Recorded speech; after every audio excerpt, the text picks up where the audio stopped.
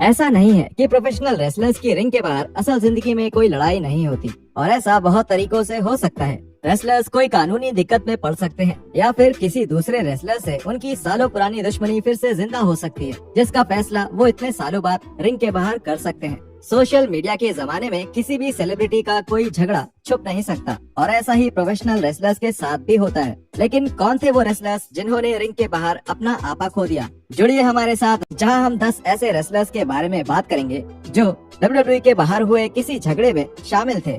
Vader on good morning Kuwait. एक समय पर रेसलिंग असली है या नकली, इस मुद्दे पर बात करना भी गलत माना जाता था, और किसी रेसलर के सामने ये कह देना कि रेसलिंग नकली होती है, वो उसकी सबसे बड़ी बेइज्जती हुआ करती थी। I think this is fake. You think it's fake? What's that? Is that fake? Huh? What the hell's wrong with you? That's open hand slap, huh? ऐसा ही देखा गया था जब वेडर और उस समय के WWF चैंपियन दी अंडरटेकर अप्रैल 1997 में गुड मॉर्निंग कुवैत नाम के शो पर WWF का मिडिल ईस्ट का टूर प्रमोट करने गए थे। शो के दौरान शो के होस्ट बसम अल ऑथमैन ने दी अंडरटेकर से ये सवाल पूछा, कुवैत में ऐसा कहते हैं कि रेसलिंग असली नहीं होती, क्या आप एक्टिंग करते हैं? इसका दी अंडरटेकर ने कड़ी घुमाकर जवाब दिया, लेकिन शो के होस्ट ने वेडर को इस सवाल का जवाब देने का मौका नहीं दिया, जिसकी वजह से वेडर ने शो के बीच में ही होस्ट को टोककर कहा कि उन्हें भी इस सवाल का जवाब देना है। Yeah, this is a question I'm going to ask you. I'd like to respond to the same question. Okay, please. My astute colleague, the heavyweight champion of the world, very diplomatic individual. इसके बाद Vader ने table पलट दिया और host को उसके tie से पकड़ लिया और चिल्लाए, Does that feel fake, huh? Does that feel fake? इसके बाद वेडर पर मारपीट और गालियां देने का इल्जाम लगाया गया। बदकिस्मती से उन्हें कुवैत की धार्मिक छुट्टी के पहले ही अरेस्ट करा गया, जिसकी वजह से वेडर लगभग 2 हफ्तों के लिए कुवैत में फंसे रहे।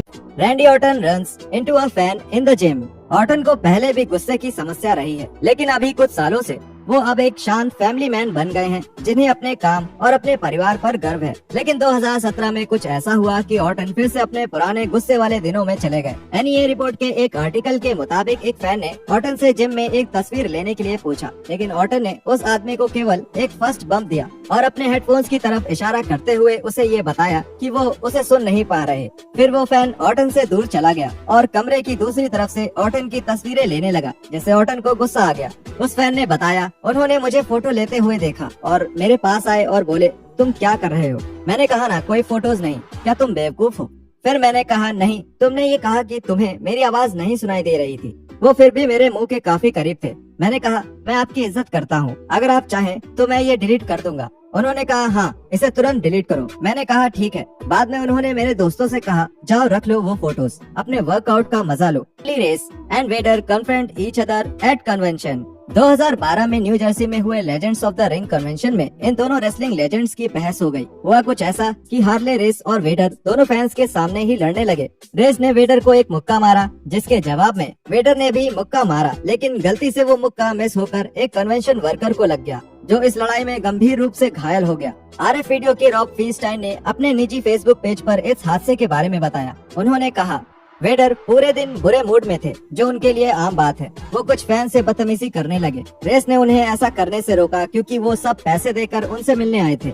वेडर ने कुछ ऐसा बोला जिससे हार्ले बहुत गुस्सा हो गए। हार्ले, जो अब घायल हो गए हैं, उन्होंने वेडर के सर पर एक मुक्का मारा। वेडर ने इसका जवाब देना चाहा, लेकिन गलती से पास ही खड़े एक प्रमोटर को मार दिया। उस प्रमोटर को आइस पैक ला कर दिया गया और वेडर कमरे से बाहर चले गए। Alberto Del Rio and Drew McIntyre at SummerSlam 2013। SummerSlam 2013 बाकी सारे समरस्लैम इवेंट से ज्यादा बेहतर इवेंट्स में शामिल है, लेकिन एक ऐसा हादसा है जो समरस्लैम 2013 के वीकेंड पर हुआ था, जो कि अक्सर लोगों की नजर से छिप जाता है, क्योंकि वो पे पर व्यू फैंस को बहुत पसंद आया था। इस घटना में उस समय के वर्ल्ड चैंपियन एल्बर्टो डेल रियो और ड्रू मैकिंटायर शामिल थे। ये कहानी कुछ ऐसी है कि डेल रियो की LA के एक आयरिश बार में किसी के साथ बहस हो गई थी। उस बहस में एक बुरा ग्रुप शामिल हो गया और अचानक उस ग्रुप ने डेल रियो से लड़ना शुरू कर दिया। किस्मत से उस वक्त डेल रियो की मदद करने बीच में मैकिंटायर आ गए और हमला करने वालों को भगा दिया।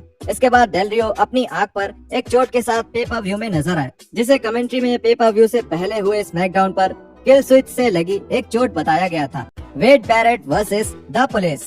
2008 में WWE को वेड बैरेट से काफी उम्मीदें थी। वो उनके फ्लोरिडा चैंपियनशिप रेसलिंग टेरिटरी के एक सबसे बेहतरीन यंग रेसलर्स में से एक माने जा रहे थे और उनके भविष्य को लेकर WWE ने काफी बड़े प्लान्स बना रखे थे। लेकिन 2008 में बैरेट ने अपना पूरा WWE का करियर लगभग खो ही दिया था।